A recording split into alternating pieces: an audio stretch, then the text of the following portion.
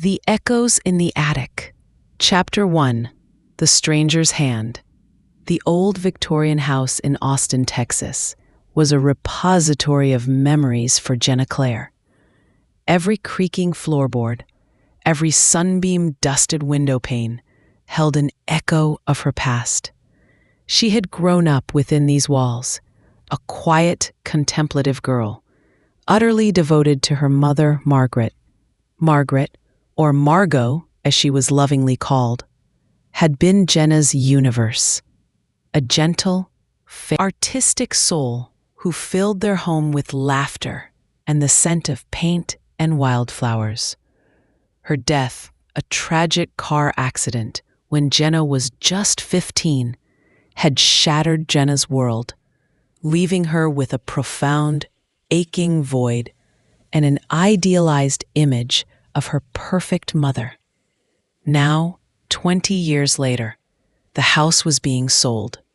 Her father, James, a sturdy, practical man who had rarely spoken of Margot's death beyond a quiet grief, had finally decided it was time to move on.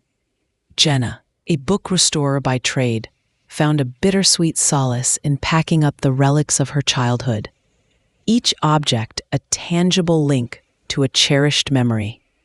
The attic, a forgotten cavern of shadows and dust motes, was the last frontier. It was here, tucked away behind an ancient trunk overflowing with faded holiday decorations, that Jenna's hand brushed against something unexpected. A small, unassuming wooden box, tied with a faded velvet ribbon. It felt strangely light, yet held an undeniable gravity. On its lid, scrawled in a delicate, almost lyrical hand, were the words, "Letters from Mama." Jenna's heart fluttered. This was it, a treasure trove. Unopened letters from her beloved mother, perhaps a secret diary she'd kept, filled with her deepest thoughts, her wisdom, her love, meant for Jenna to find one day. A wave of anticipation, mingled with a familiar pang of longing, washed over her. She carefully untied the ribbon, its silk soft and worn beneath her fingers, and lifted the lid. Inside, nestled on a bed of yellowed tissue paper, lay a stack of envelopes. Each one was addressed to a Johnny, and the paper itself was thin, brittle with age, the edges frayed. Jenna's brow furrowed. These weren't her letters, and as she pulled out the top one, her breath hitched. The handwriting. It was not her mother's elegant flowing script. This was a different hand altogether, spidery, uneven, almost frantic, as if written in haste or distress. A cold dread began to creep up her spine. This wasn't Margot's handwriting. This wasn't her mother's paper. These weren't her mother's letters. She pulled out a second letter, then a third, her fingers trembling.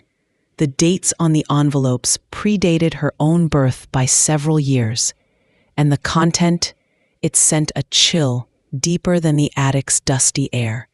"Johnny, they won't let me leave. The doctor, he says it's for my own good. But I feel like I'm fading. They do things here. Procedures. They tell me it helps, but it just breaks something inside. The azaleas are beautiful, but I can't feel the sun anymore. Please, you have to find me. Find me at Azalea Haven. They call it a haven, but it's a prison. Please, Johnny, save me. I'm so afraid. Evelyn." Jenna read the words again, her mind struggling to comprehend. Evelyn, not Margot. Azalea Haven. A prison. The doctor. Procedures. The words were fragments of a nightmare, full of desperation and fear. Who was Evelyn? Who was Johnny? And what in God's name was Azalea Haven? Her idealized image of her mother, the perfect, loving Margot, began to crack, a hairline fracture appearing in the meticulously constructed edifice of her past. Why were these letters in her mother's box? Why, after 20 years, was she finding them now? And what dark, buried secret did they hold, connected to her family, to her mother's memory, that now screamed from the faded pages of a stranger's despair? The attic, once a haven of nostalgic warmth, suddenly felt like a tomb of untold horrors. Chapter 2: The Haunted Asylum. The first confrontation with her father, James, was like striking steel against stone. Jenna, still reeling from the discovery, presented him with the box of letters. His face, usually a picture of calm, kind paternal affection, turned ashen. His eyes, for a fleeting moment, held a raw, primal fear she had never seen before. "What is this, Dad?" she demanded, her voice tight with a mixture of confusion and accusation. "This isn't Mom's handwriting. These letters are from someone named Evelyn, and they're horrifying. What is Azalea Haven? Why were these in Mom's box?" James's hand trembled as he took a letter, his gaze skimming the frantic script. He swallowed hard, his Adam's apple bobbing. "Evelyn? Azalea Haven? I have no idea, honey. Really. Your mother, she used to frequent antique shops, flea markets. Maybe she bought that box. Or maybe it was just some old junk that got mixed up with her things. It's been 20 years, Jenna. A lot can get lost or found." His voice was dismissive, almost too quick, too rehearsed. "Junk," Jenna retorted, her voice rising. "These are cries for help, Dad. Someone was imprisoned, tortured, and you're telling me Mom just casually picked up a box of anonymous trauma? That's not like her. Not like the Mom I knew." James avoided her gaze, his eyes darting around the room, settling on anything but his daughter. "Jenna, please. This is ridiculous. You're upset. Maybe you should take a break from packing. Let's just put these away, shall we? They're just old papers." He reached for the box, his hand outstretched, but Jenna pulled it back. "No," she said, her voice trembling. "I'm not putting these away. Not until I know the truth. Who was Evelyn, and what happened at Azalea Haven?" James sighed, a long, exasperated sound. "Jenna, please. Let sleeping dogs lie. It's probably nothing. Some old story. It has nothing to do with us, or with your mother." He stood abruptly, walked to the kitchen, and started loudly running the tap, clearly signaling the end of the conversation. But for Jenna, it was just the beginning. The fear in her father's eyes, the overly casual dismissal, the immediate attempt to shut her down, it screamed volumes. He knew something, he was hiding something, and the Margot he tried to protect, the idealized image he clung to, began to crumble further. Jenna retreated to her room, the letters spread out on her bed like a macabre jigsaw puzzle. She meticulously transcribed every word, every phrase, searching for clues. Azalea Haven, Dr. Thorne, procedures, broken spirits, Johnny. Her research began online. A quick search for Azalea Haven, Asylum, Texas, yielded chilling results. It was indeed a private psychiatric institution, once heralded for its progressive methods, but later embroiled in scandal. Newspaper archives, digitized now, painted a grim picture. Allegations of patient abuse, unauthorized medical experiments, forced confinements. Mysterious disappearances. It had been shut down abruptly decades ago, its license revoked, its director, a charismatic but controversial figure named Dr. Elias Thorne, disappearing without a trace, presumed to have fled the country. The last article, from the late 1960s, mentioned the building standing abandoned, a ghost on the outskirts of Austin. A cold certainty settled in Jenna's stomach. This wasn't some random historical curiosity. This was connected to her family, to Margot. Driven by an insatiable need for answers, Jenna decided to visit Azalea Haven. She told her father she was meeting a friend. He merely grunted, still avoiding her gaze. The drive was unsettling. The once grand gates of Azalea Haven were rusted, hanging precariously on broken hinges. The driveway was overgrown, swallowed by weeds. The building itself was a decaying monument to suffering, a sprawling, Gothic edifice, its windows shattered. Its once manicured gardens wild and choked with thorny bushes and the skeletal remains of what must have been beautiful azaleas. The air was thick with damp earth and the pervasive smell of decay, mingled with a faint, cloying sweetness, like forgotten perfume. Jenna pushed open the heavy front door, which groaned like a dying beast. Dust motes danced in the slivers of weak sunlight filtering through the broken windows. The interior was a chilling tableau of desolation. Overturned furniture, peeling wallpaper, faded murals on the walls, depicting pastoral scenes that felt grotesquely out of place amidst the ruin. She walked through empty patient rooms, the silence deafening, punctuated only by the scuttling of unseen creatures. She felt an overwhelming sense of despair, of lost souls, of cries unheard. In what must have been the patient common room, she found a pile of discarded patient records, mostly water-damaged and illegible. But one small, surprisingly intact, photo fluttered to the ground. It was a black and white portrait of a young woman, perhaps 18 or 20, with large, haunted eyes and long, dark hair. Written on the back, in faint pencil, was a single name, Evelyn Holmes. Jenna's breath hitched. Evelyn, the writer of the letters. She stared at the photo, the young woman's face staring back at her, a silent accusation from the past. Evelyn had been here. Her anguish had filled these halls. As she turned to leave, a faint glint of metal caught her eye. Partially buried beneath a pile of rubble, near what looked like a staff entrance, was a small, tarnished silver locket. She picked it up, feeling a strange pull. It was engraved with a single, elegant initial, N.M. Margaret, Margot. A cold, dreadful realization began to form in Jenna's mind. Could her mother have been more than just a patient here? The letters, the locket, her father's fear.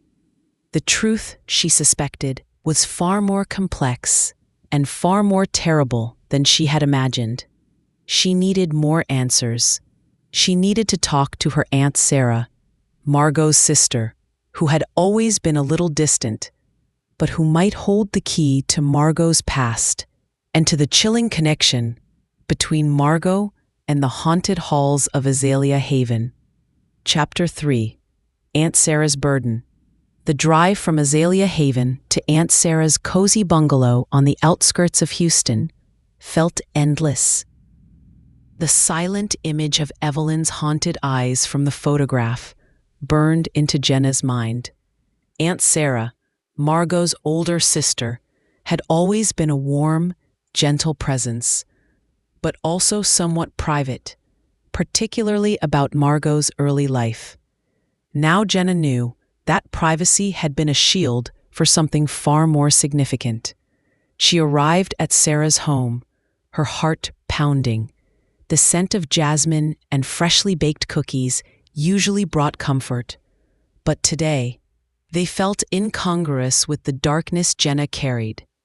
"Jenna, darling, what a surprise!" Sarah exclaimed, enveloping her in a tight hug. She was a slightly stooped woman with kind eyes and Margot's soft smile, though tinged with years of quiet sadness. Jenna didn't waste time with pleasantries. She pulled out the box of letters, the photograph of Evelyn Holmes, and the tarnished silver locket. "Aunt Sarah," she began, her voice strained, "I found these in the attic. They're not Mom's. They're from a woman named Evelyn, written decades ago. They describe a place called Azalea Haven. I went there. It was an asylum. And I found this locket. It has an M engraved on it. What do you know about this? Sarah's eyes, usually so placid, widened in shock. Her face drained of color. She looked at the letters, then at Evelyn's photo, a gasp escaping her lips. Tears welled instantly, tracing paths down her wrinkled cheeks. She took the locket from Jenna's hand, clutching it tightly, her knuckles white. "Oh, Margot," she whispered, her voice barely audible. "Oh, my poor Margot." "Aunt Sarah," Jenna pressed, her voice urgent. "What happened? What did Mom have to do with Azalea Haven? And who was Evelyn?" Sarah sat heavily on the sofa, burying her face in her hands. Her body shook with silent sobs.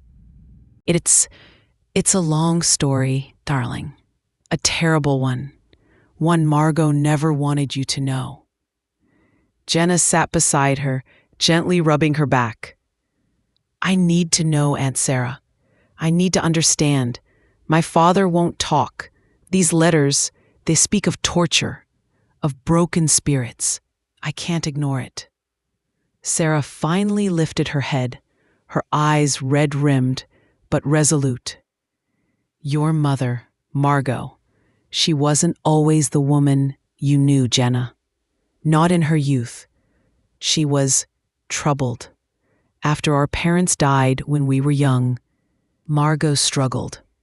She was vulnerable, and she fell in with the wrong crowd." Jenna listened, her mind racing. This was a side of Margot she had never known. "There was a man," Sarah continued, her voice trembling. "A charming, charismatic man. Older than her. Dr. Elias Thorne. He ran Azalea Haven. He presented it as a groundbreaking institution, a place for troubled souls to find healing. He had a way with words, a way of drawing people in. Margot, she was captivated. She believed in him. She saw him as a mentor, a father figure even. She became his assistant. Not a nurse, not a doctor, more like a general aide. She thought she was helping people. A cold knot formed in Jenna's stomach. An assistant? So she worked there? Sarah nodded, tears streaming afresh. "Yes, for a few years, before she met your father. She was so young, so naive. Dr. Thorne, he was not what he seemed. His treatments were experimental, his methods inhumane. He broke people, Jenna, not healed them. He called it re-education, correcting the spirit, but it was torture." "And Evelyn Holmes?" Jenna whispered, holding out the photograph. Sarah flinched. "Evelyn, poor Evelyn. She was one of the patients. A young woman, incredibly talented, a gifted musician. She was brought there by her family, under duress, because she was in love with a man they disapproved of. Unsuitable, they called him. Dr. Thorne promised to cure her of her infatuation. Margot grew close to Evelyn, too close. She saw what was truly happening to her, saw the light dying in her eyes." "So my mother knew?" Jenna asked, her voice barely audible. "She knew what he was doing?" Sarah nodded, a fresh wave of sobs racking her body. "Yes, eventually she knew. She saw the cruelty. She saw the fear. She saw that Evelyn was being destroyed. She tried to help her, tried to smuggle out letters, notes, but Thorne, he controlled everything. He had spies everywhere. He manipulated Margot, threatened her, told her if she spoke out, her own unstable past would be exposed and she'd be committed herself. He was a monster, but a brilliant, cunning one." "And Johnny?" Jenna asked, recalling the letter's recipient. Sarah looked at her, her eyes filled with a new pain. Johnny was Evelyn's beloved, her fiancé, the man she was forbidden to marry. He tried to find her. He wrote letters. He suspected something was wrong. But James, your father, he was Johnny's brother. Jenna felt a jolt of pure shock. My father? What does he have to do with this?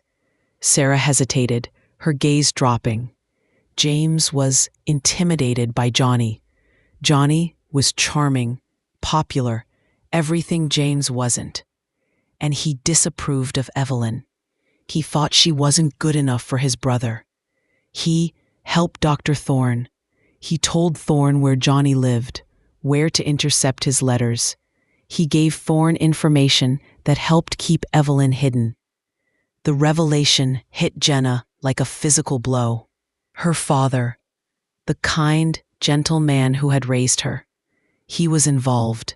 He was a part of this nightmare. Margot found out, Sarah continued, her voice gaining strength. She found out James was helping Thorne. She was horrified. That was the final straw. She tried to expose Thorne, tried to save Evelyn, but it was too late. Sarah's voice broke completely. Evelyn, she died there. Not by suicide, as the official records claimed. She died during one of Thorne's procedures. Something went wrong. Margot was there. She witnessed it. Thorne and James, they covered it up. They paid off the local authorities. They threatened Margot into silence. They staged Evelyn's suicide and had her quickly buried in an unmarked grave. Jenna felt a cold, terrifying emptiness in her chest. Her mother, a witness to murder, a reluctant accomplice. Her father, a part of the cover-up, the perfect family image shattered, replaced by a grotesque tableau of deceit and complicity. After Evelyn's death, Sarah went on, Margot left Azalea Haven. She was broken, haunted. She met your father, James, years later. He seemed to have changed. He was charming, attentive. She thought he had put his past behind him. She tried to make a new life, but the guilt never left her. It festered. She became withdrawn, secretive. That's why she was always so obsessed with private places, with hiding things. She felt like her whole life was a secret, built on a lie. Sarah looked at the locket in her hand, the M gleaming faintly. This was Margot's. She wore it always. She never took it off. It was a constant reminder of Evelyn, of what she witnessed, of what she was forced to be a part of. Jenna finally understood. The letters in the box, the letters from Mama, they weren't a comforting legacy. They were Evelyn's dying screams, and Margot, consumed by guilt, had kept them, perhaps as a morbid penance, perhaps as a desperate, buried confession. And her father had known what was in that box. He had left it for her to find, perhaps hoping she would dismiss it as her mother's madness, diverting suspicion from himself, burying the truth forever.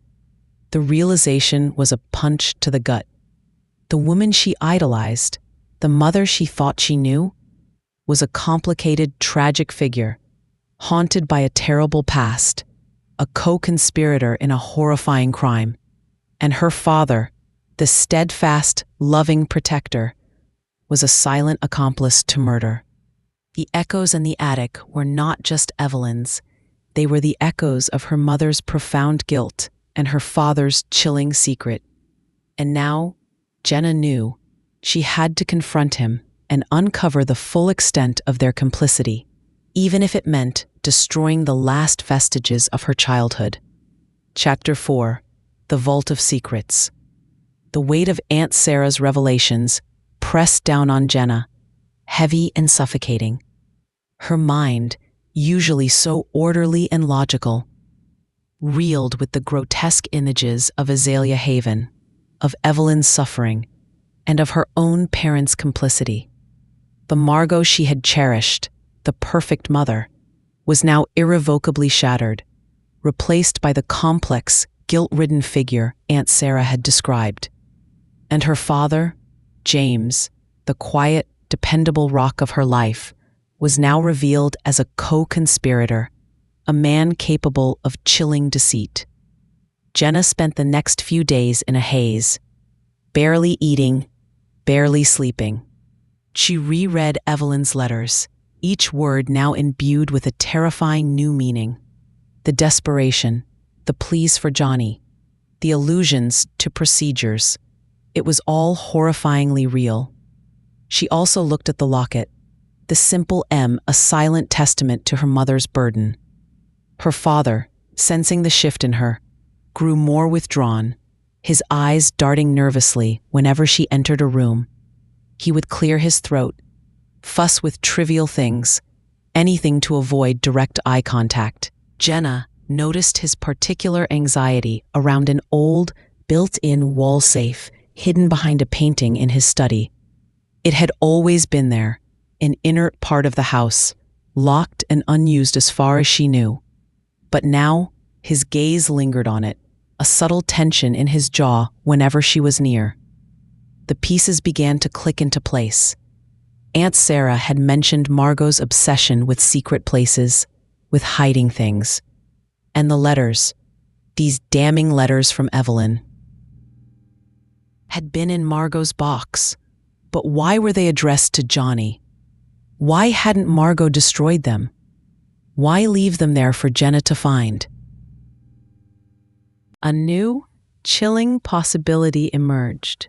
Margot, consumed by guilt, might have kept Evelyn's letters as a form of penance, a physical representation of her sin.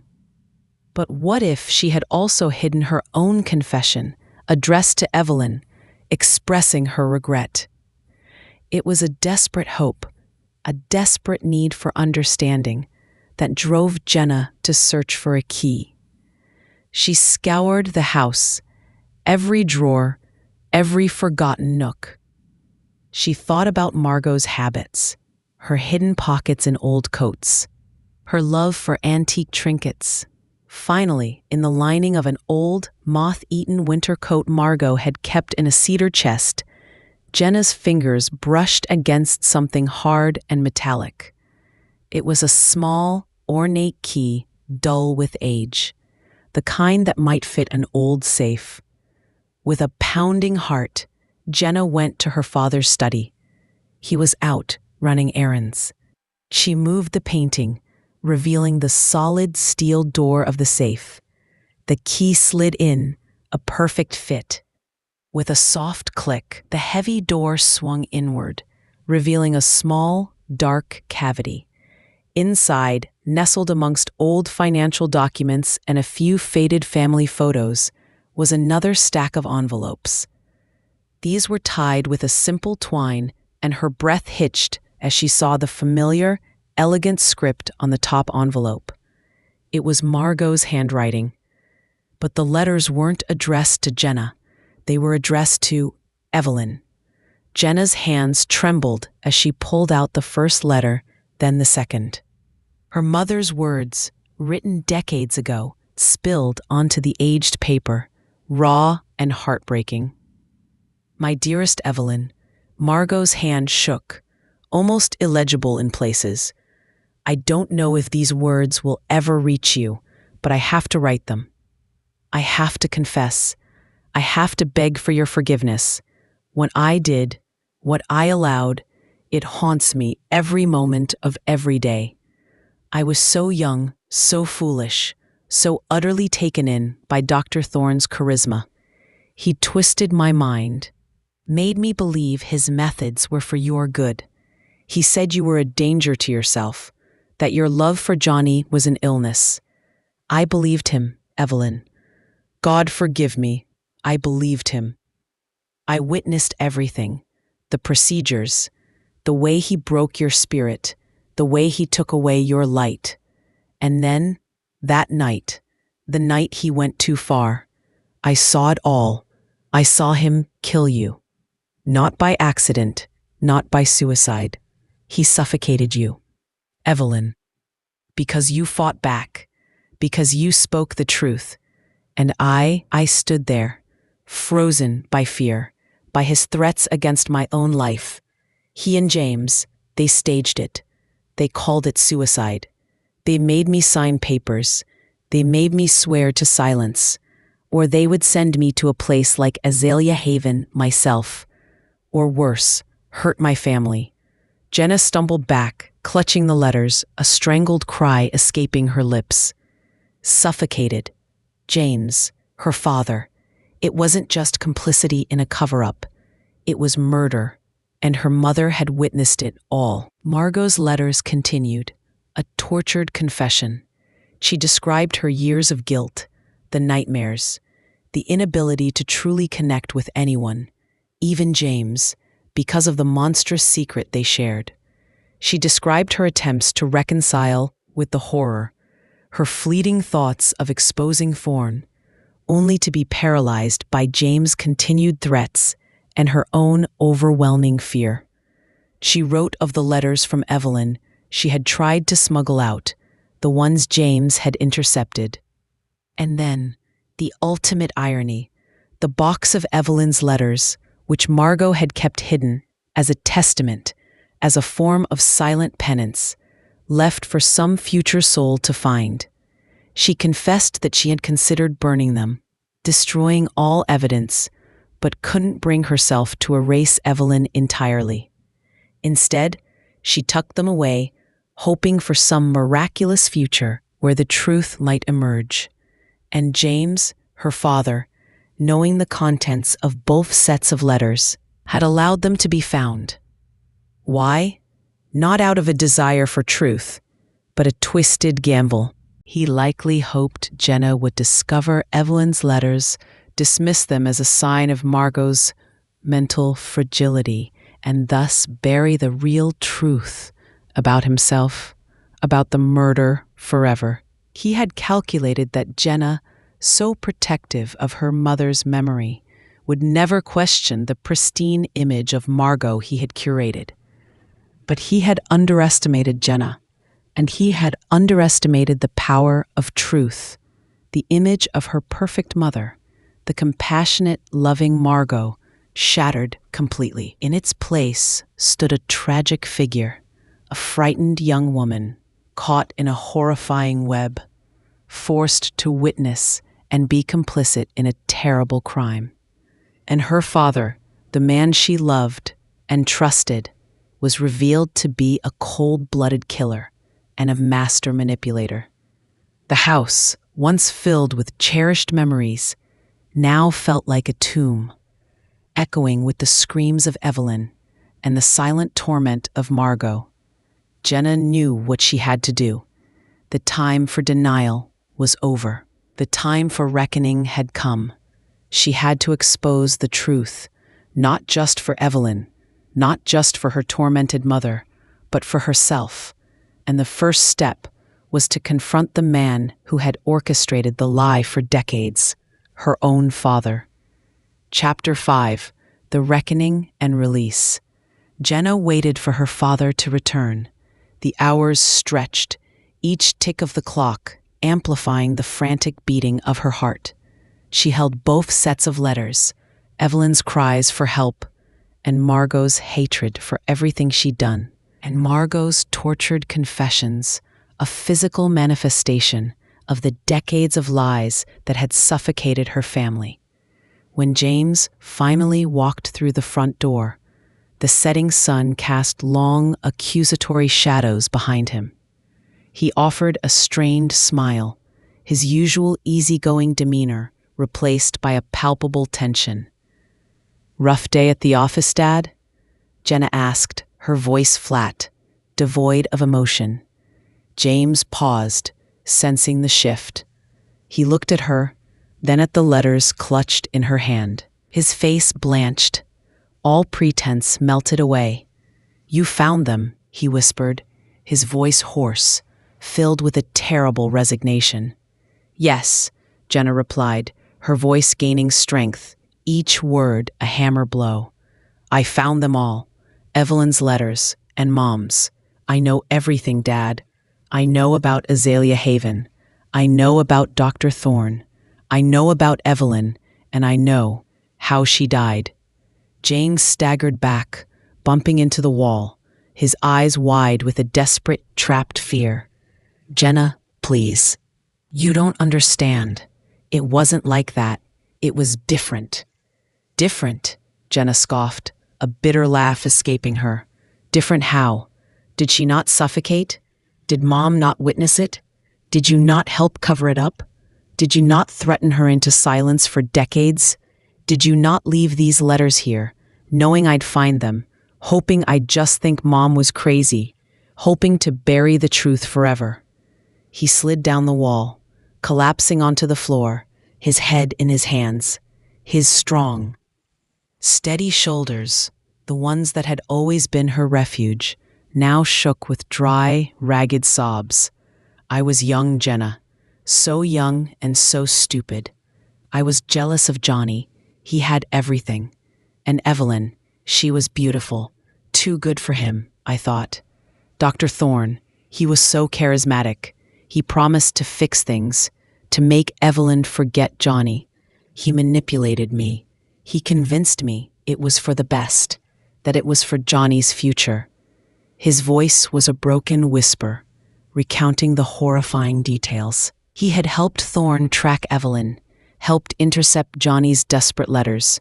He had been there that night, when Evelyn, realizing the full extent of Thorne's treachery, had tried to escape, fighting with a ferocity born of desperation. He confessed that Thorne, in a fit of rage and fear that his genius would be exposed, had silenced her, permanently.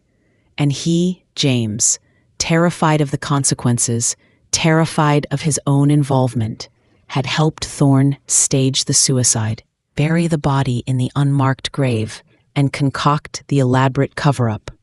Your mother, James choked out, looking up at Jenna, his face ravaged by guilt.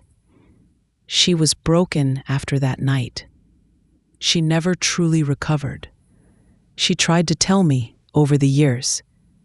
She'd hint, she'd cry, she'd wake up screaming. I pushed it down. I threatened her. I told her if she ever spoke a word, I'd lose everything. You, my life, our reputation. I told her no one would believe her anyway. I told her it was safer for everyone if the secret died with us. He confessed that he had found the box of Evelyn's letters after Margot's death, along with Margot's own confessions in the safe. He had hesitated. Then, in a moment of twisted hope, he had left Evelyn's letters on the attic, gambling that Jenna would find them, but misinterpret them, dismissing them as a relic of Margot's madness, ensuring the secret remained buried.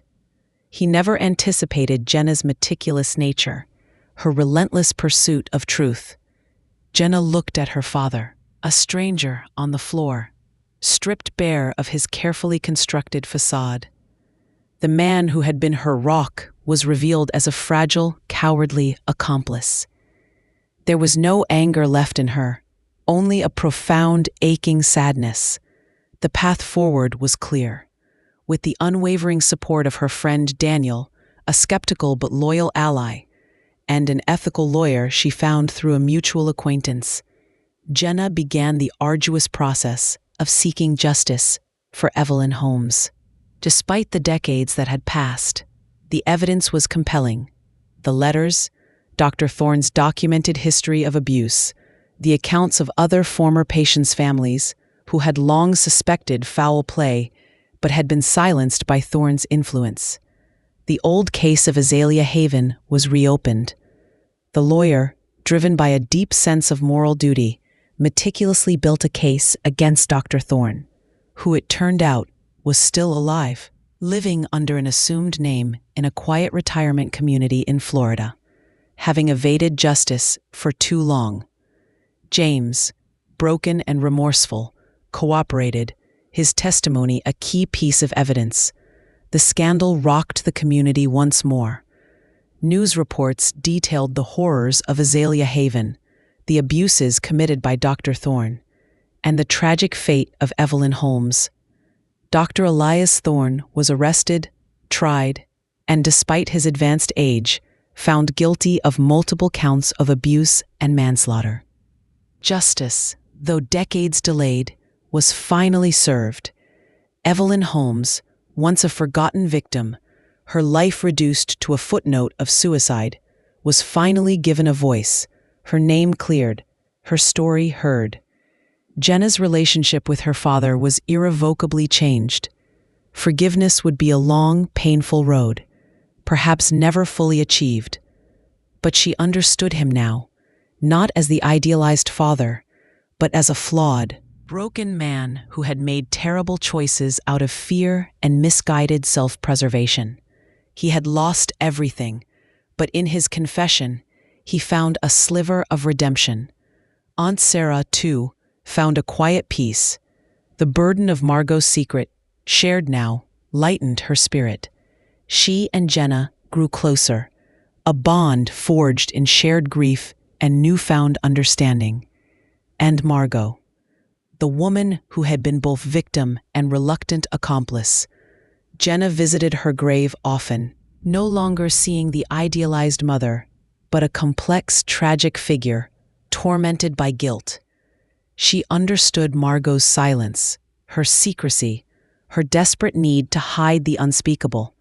Jenna chose to forgive her, not for the act itself, but for the profound suffering it had caused, and for the courageous act of preserving Evelyn's letters, a silent cry for truth that finally echoed through time. Jenna decided not to sell the old Victorian house.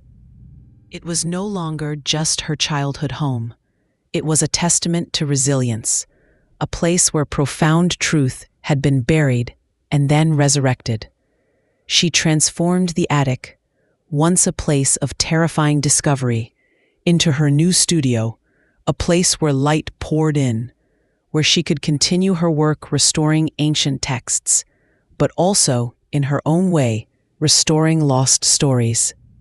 Her experience at Azalea Haven and the journey into her family's dark past reshaped Jenna's life. She started volunteering for organizations dedicated to advocating for victims of institutional abuse, using her meticulous research skills to help uncover other forgotten injustices. She became a quiet champion for the voiceless, a guardian of forgotten truths. The echoes in the attic, once whispers of horror, now became the gentle murmurs of truth, of healing, and of an enduring legacy of justice. Jenna Claire, the meticulous book restorer, had peeled back the layers of her own family's history, finding not just darkness, but ultimately the liberating power of truth and the quiet strength of redemption. She had lost an ideal, but found something far more precious: authenticity, purpose, and the profound peace that comes from truly knowing